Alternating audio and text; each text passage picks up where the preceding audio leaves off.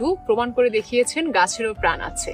আর গাছেরও যে প্রাণ আছে সেটা আমরা এই লজ্জাবতী গাছ দেখলে কিন্তু বুঝতে পারি। টাচ করলেই এই লজ্জাবতীর পাতাগুলো চুপসে যায়। আচ্ছা, আমরা কি জানি এই লজ্জাবতীর পাতা কেন চুপসে যায়? চলুন একটু জানার চেষ্টা করি। লজ্জাবতীর এই পাতার গোড়ায় থাকে অনেকগুলো ছোট ছোট কোষ। এই কোষগুলো পানি দিয়ে ভর্তি থাকে, যার ফলে এই পাতাটা সোজা হয়ে থাকে। যখন আমরা টাচ করি তখন এই কোষ থেকে পানিগুলো বের হয়ে পিছন থেকে চলে যায়, যার ফলে পাতাটা চুপসে যায়। এই পাতাটা সোজা হয়ে থাকার আর শক্তি পায় না। শুধু যেই পাতাটা টাচ করি ওই পাতাটাই যে চুপসে যায় এমনটা নয়, এক ধরনের তড়িৎ কাজ করে ভিতরে, যার ফলে সামনে পিছনে সব পাতাতেই এই তড়িৎ গতির ফলে পাতাগুলো চুপসে যায়।